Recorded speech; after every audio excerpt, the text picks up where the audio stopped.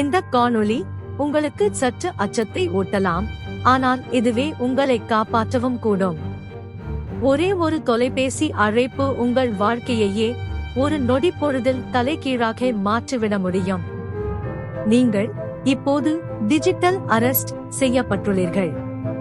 இந்த ஒற்றை வாக்கியம் ஆயிரக்கணக்கான இந்தியர்களின் வாழ்க்கையை சிதறடித்திருக்கிறது. இதற்கு சிறைச்சாலை தேவையில்லை, காவல் நிலையமும் தேவையில்லை. ஆனால் உங்கள் பணம், உங்கள் மன அமைதி இரண்டுமே பறிபோய்விடும். ரமேஷ் நம்மை போலவே ஒரு எளிய சராசரி மனிதன். ஒரு தனியார் மென்பொருள் நிறுவனத்தில் வேலை. காலையில் அவசரமாக கிளம்பி போக்குவரத்து நெரிசலில் சிக்கி அலுவலகம் சென்றால் கணினித்திரைதான் உலகம். மாதம் பிறந்தால் 1ஆம் தேதி சம்பளம், அதைத் தொடர்ந்து வீட்டு வாடகை, மளிகை செலவு, EMI, வங்கிக் கடன் என பணம் கரைந்து போகும். மீதி இருக்கும் சொற்ப தொகையை வைத்துக்கொண்டு அடுத்த சம்பள தேதி வரை நாட்களை கடத்தும் நடுத்தர வர்க்க வாழ்க்கை அவனுடையது. ஆனாலும் அவனுக்கு அதில் சலிப்பில்லை. அவரது மனைவி, மழலை மாறாத அவன் குழந்தை, இதுதான் அவரது மொத்த உலகம். அலுவலகத்தில் எவ்வளவு அழுத்தம் இருந்தாலும் வீட்டு வாசலில் தன் குழந்தையின் சிரித்த முகத்தை பார்த்ததும் அத்தனையும் மறந்துவிடும். வாழ்க்கை அழகாக நிம்மதியாக போய்க் கொண்டிருக்கிறது என்றுதான் அவன் நினைத்திருந்தான். அவனுக்கு தெரிந்த வரையில் எந்த பிரச்சனையும் இல்லை. ஆனால் விதி வேறு திட்டமிட்டிருந்தது. அன்று ஒரு சாதாரண மதிய வேளை அவனது கைபேசி ஒலித்தது. அதுவரை அமைதியாக ஓடிக்கொண்டிருந்த நதியை ஒரு பெருங்கல்லால் கலைத்தது போல இருந்தது அந்த சத்தம். அழைப்பை ஏற்றான். எதிர்முனையில் கேட்ட அந்த ஒரு குரல், அந்த செய்தி அவன் தலையில் இடியே இறக்கியது. அதுவரை அவன் கட்டிக்காத்த அவரது மொத்த நம்பிக்கையும் நிம்மதியும் அந்த ஒரு நொடியில் சிதறிப் போயின. அந்த ஒற்றை தொலைபேசி அழைப்பு ரமேஷின் வாழ்க்கையை அதற்கு முன், அதற்கு பின் என இரண்டாக பிளந்து போட்டது. அந்த தருணம் ரமேஷின் அலைபேசி அதிர்ந்தது. திரையில் ஒளிர்ந்த பெயர், டெல்லி இணைய குற்ற தடுப்பு பிரிவு. ஒரு கணம் அவன் மூளையே உறைந்து போனது. நீங்கள் ரமேஷ் தானே பேசுவது? மிகச் சாதாரணமான ஒரு கேள்விதான், ஆனால் அதற்குள்ளே ஒரு பெரும் பொறி காத்திருந்தது. உங்கள் ஆதார் எண் சட்டவிரோத செயல்களுக்கு பயன்படுத்தப்பட்டிருக்கிறது. இந்த வார்த்தைகள் அவன் நெஞ்சில் கூர்மையான ஈட்டியை போல பாய்ந்தன. பாவம் ரமேஷ், அவனுக்கு அப்போது புரியவில்லை. இது ஒரு எச்சரிக்கை அல்ல, அவன் சிக்கிக்கொண்ட ஒரு வேட்டை என்று. அழைப்பு துண்டிக்கப்படவில்லை. அடுத்த கணமே வீடியோ கால் இணைக்கப்பட்டது. நான் இணைய குற்ற தடுப்பு பிரிவிலிருந்து பேசுகிறேன். அந்த சீருடை, பின்னணியில் தெரிந்த அலுவலக சூழல், பேச்சில் இருந்த அதிகாரத் தொனி, அனைத்துமே அச்சு அசல் உண்மையாகவே இருந்தன. உங்கள் பெயரில் அரெஸ்ட் வாரண்ட் பிறப்பிக்கப்பட்டிருக்கிறது. இந்த 2 வார்த்தைகளும் ரமேஷின் சிந்தனையை முற்றிலுமாக முடக்கி போட்டன. சட்டவிரோத மணி லாண்டரிங், மும்பையில் பிடிபட்ட போதைப் பொருள் பார்சல், இவையெல்லாம் இதுவரை அவன் செய்திகளில் மட்டுமே கேள்விப்பட்ட குற்றங்கள். அவரது நேர்மையான வாழ்க்கைக்கு சற்றும் சம்பந்தமில்லாதவை.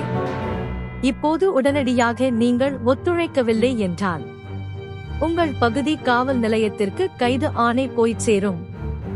இதுதான் டிஜிட்டல் அரெஸ்ட் என்னும் அந்த கண்ணுக்கு தெரியாத சிறைப்பிடிப்பின் உண்மையான தொடக்கம்.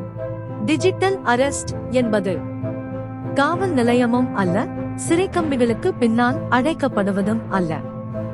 ஆனால் உங்கள் சொந்த வீட்டிற்குள்ளேயே, உங்கள் கைபேசியின் முன்னாலேயே உங்கள் மனம் சிறை வைக்கப்படுகிறது.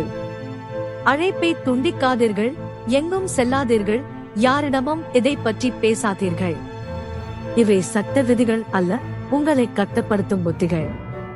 உங்களுக்குள் பயம் வந்துவிட்டால் பகுத்தறிவு விடை பெற்றுக் கொள்ளும். கேள்வி கேட்கும் தைரியம் காணாமல் போய்விடும். அந்த தருணத்தில்தான் அந்த மோசடிக்காரன் ஜெயிக்கிறான். உண்மை என்ன தெரியுமா? இது கைது நடவடிக்கையே அல்ல. இது ஒரு திட்டமிட்ட மோசடி. இது அபராத கட்டணம் இல்லை. நாங்கள் லஞ்சமும் கேட்கவில்லை. வழக்கை முடித்து வைப்பதற்காக செய்யப்படும் ஒரு சாதாரண சரிபார்ப்பு முறை மட்டுமே. பணத்தை பற்றி கவலைப்படாதீர்கள். சரிபார்ப்பு முடிந்த அடுத்த நிமிடமே மொத்த பணமும் உங்கள் வங்கி கணக்கிற்கே திருப்பியளிக்கப்படும். அந்த குரலில் இருந்த அதிகாரம், அரசு அதிகாரிகளுக்கே உரிய அந்த திடமான உறுதி ரமேஷ் அவர்களை முழுமையாக நம்பத் தொடங்கினான். வெறும் 9,999 ரூபாய் மட்டும் அனுப்புங்கள். ஒரு சிறு தயக்கம், ஒரு நீண்ட பெருமூச்சு. பரிவர்த்தனை முடிந்தது. பணம் அனுப்பப்பட்டது. இன்னும் சரிபார்ப்பு முழுமையடையவில்லை. கணினி மென்பொருளில் கோளாறு. இன்னொரு முறை அனுப்புங்கள். ஒரு முறை, 2 முறை, 3 முறை. தொகை ஏறிக்கொண்டே போனது. 4,80,000 ரூபாய். வெறும் ஒரே ஒரு மணி நேரத்தில் அவரது ஒட்டுமொத்த வாழ்நாள் சேமிப்பும் நீரில் கரைந்த உப்பை போல கரைந்து போனது. சரியாக அந்த ஒரு நிமிடம் திடீரென அந்த காணொளி அழைப்பு துண்டிக்கப்பட்டது. ஒருவேளை இணைய இணைப்பில் ஏதேனும் கோளாறாக இருக்குமோ? ஒரு வினாடி, 2 வினாடிகள், மணித்துளிகள் கடந்தன. ஆனால் அந்த அழைப்பு மீண்டும் வரவே இல்லை. இல்லை, அவர்கள் உண்மையான காவலர்கள்தான். காவலர் சீருடை அணிந்திருந்தார்களே, அடையாள அட்டை கூட காட்டினார்களே. அவனது மனம் இன்னும் அந்த பொய்யை உண்மையானது என்று நம்பவே போராடியது. கடைசி நம்பிக்கையுடன் அந்த தொலைபேசி எண்ணை இணையத்தில் தேடி பார்த்தான். திரையில் தோன்றிய அந்த வார்த்தைகள் அவன் கண்களை அப்படியே உறைய வைத்தன. அந்த நொடியில்தான் அவனுக்கு அந்த கசப்பான உண்மை உரைத்தது. அவன் கைது செய்யப்படவில்லை. அவன் மிக கொடூரமாக ஏமாற்றப்பட்டிருக்கிறான். இது ஏதோ ஒரு மாநிலத்தில் நடந்த கதை மட்டுமல்ல. இந்தியா முழுவதும் இந்த மோசடி சத்தமே இல்லாமல் பரவிக் கொண்டிருக்கிறது. தமிழ்நாடு, கர்நாடகா, மகாராஷ்டிரா, டெல்லி மாநிலங்கள்தான் மாறுகின்றனவே தவிர இந்த கதை மட்டும் மாறுவதே இல்லை. செய்திகளிலும் வருகிறது, இணைய குற்ற தடுப்பு பிரிவின் எச்சரிக்கைகளிலும் வருகிறது. இது வெறும் வதந்தியல்ல. இவை அனைத்தும் காவல் நிலையங்களில் பதிவு செய்யப்பட்ட உண்மையான குற்றங்கள். படிப்பறிவு இல்லாத பாமரர்கள் மட்டுமல்ல, தகவல் தொழில்நுட்ப வல்லுநர்கள், IT ப்ரொஃபஷனல்ஸ், ஆசிரியர்கள், ஏன் ஓய்வு பெற்ற அரசு அதிகாரிகள் கூட இந்த மாய வலையில் சிக்கியிருக்கிறார்கள். இது யாரோ ஒருவருக்கு நடந்த தூரத்து சம்பவம் அல்ல. நமக்கு தேவையான விழிப்புணர்வு இல்லை என்றால் அடுத்த பாதிப்பு யாருக்கு வேண்டுமானாலும் நிகழலாம். இந்த 5 அறிகுறிகளை உங்கள் மனதிற்குள் ஆழமாக பதிவு செய்து கொள்ளுங்கள். இவற்றில் ஒன்று நடந்தால் கூட அது கைது நடவடிக்கை அல்ல, அப்பட்டமான மோசடி. அறிகுறி 1. காவல்துறை ஒருபோதும் வீடியோ கால் செய்யாது. அவர்கள் காவலர் சீருடையில் இருந்தாலும் சரி, அடையாள அட்டையை காட்டினாலும் சரி, வீடியோ கால் என்று வந்தாலே அது ஒரு எச்சரிக்கை மணி. அறிகுறி 2. இப்போதே கைது செய்வோம், உங்களுக்கு 30 நிமிடங்கள் தான் அவகாசம். உண்மையான காவல்துறை சட்டப்படி எப்போதும் உங்களுக்கு போதிய கால அவகாசம் கொடுப்பார்கள். நினைவில் கொள்ளுங்கள், அவசரப்படுத்துவது தான் மோசடிக்காரர்களின் மிகச்சிறந்த ஆயுதம். அறிகுறி 3. காவல்துறை UPI வழியாக பணமோ வங்கி கணக்கை சரிபார்க்க பண பரிமாற்றமோ செய்ய சொல்லாது. உங்களிடம் பணம் கேட்கிறார்கள் என்றால் அது அரசாங்கம் அல்ல, அது மோசடி கும்பல். அறிகுறி 4. இதை பற்றி யாரிடமும் சொல்லாதீர்கள் என்று யார் சொன்னாலும் அது சட்டம் அல்ல, உங்களை வீழ்த்தும் பொறி. இறுதியாக இந்த எளிய சூத்திரத்தை நினைவில் கொள்ளுங்கள். பயம், ஃபியர், அவசரம், அர்ஜென்சி, பணம், மணி. இந்த 3ம் ஒரே இடத்தில் இருந்தால் அதில் 100% டிஜிட்டல் அரெஸ்ட் மோசடியேதான். இப்படி ஓர் அழைப்பு வந்த அடுத்த கணமே பயப்படாதீர்கள், விளக்கம் அளிக்க முற்படாதீர்கள். முதல் படி, அந்த அழைப்பை உடனடியாக துண்டித்து விடுங்கள். ஒரே ஒரு நிமிடம் பேசினால் போதும், சந்தேகத்தை தீர்த்து கொள்ளலாமே என்று எண்ணாதீர்கள். வேண்டவே வேண்டாம். மீண்டும் அந்த அழைப்பை எடுக்காதீர்கள்.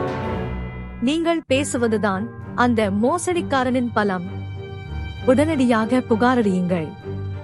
1930 என்ற எண்ணிற்கு அழையுங்கள். அல்லது cybercrime.gov.in என்ற இணையதளத்தில் உங்கள் புகாரை பதிவு செய்யுங்கள். எவ்வளவுக்கு எவ்வளவு விரைவாக புகாரளிக்கிறீர்களோ அவ்வளவு இழந்த பணத்தை மீட்கும் வாய்ப்பு அதிகம். மோசடிக்காரன் சொல்வான், யாரிடமும் சொல்லாதீர்கள் என்று. ஆனால் நீங்கள் செய்ய வேண்டியதோ அதற்கு நேர்மாறான செயல். பெற்றோரிடம், நண்பர்களிடம், வங்கியிடம், எல்லோரிடமும் சொல்லுங்கள். நன்றாக நினைவில் கொள்ளுங்கள், உண்மையான காவல்துறைக்கு உங்கள் பயம் தேவையில்லை, அந்த மோசடிக்காரனுக்குத்தான் உங்கள் பயம் தேவை. நமக்குள் விழிப்புணர்வு இருந்தால் இந்த டிஜிட்டல் அரெஸ்ட் என்பது வெறும் கேலிக்கூத்து மட்டுமே. பணத்தை இழந்தது கூட அவனுக்கு அவ்வளவாக வலிக்கவில்லை. ஆனால் நான் எப்படி இவர்களை நம்பினேன், எப்படி ஏமாந்தேன் என்ற அந்த கேள்விதான் அவனை கொன்று தின்றது. அப்போதுதான் அவனுக்கு அது நினைவுக்கு வந்தது. அவன் இழந்த அந்த பணம் அவனுக்கானது மட்டுமல்ல, அது அவன் குடும்பத்தின் எதிர்காலம். எனக்கு நேர்ந்தது நடந்துவிட்டது, ஆனால் இனி வேறொருவருக்கு இது நடக்கவே கூடாது என்ற அந்த ஒற்றை எண்ணம்தான் இன்று இந்த காணொளியாக உங்கள் முன் நிற்கிறது. காவலர்களே இல்லாத அந்த தனிமையில், சட்டமே இல்லாத அந்த போலி அழைப்பில் உங்களை காப்பாற்றப் போவது உங்களின் விழிப்புணர்வு மட்டும்தான். இந்த மோசடி அழைப்பு இன்று ரமேஷுக்கு வந்திருக்கிறது, நாளை உங்களுக்கும் வரலாம்.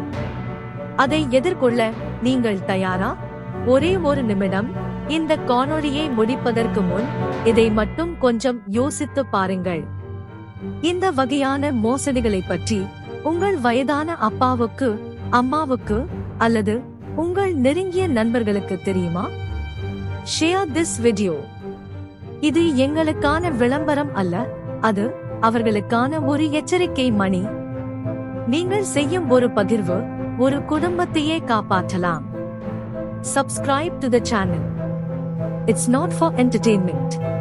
அடுத்த முறை இப்படியொரு மோசடி உங்கள் கைபேசியை தேடி வரும்போது அதை எதிர்கொள்ள தயாராக இருப்பதற்காக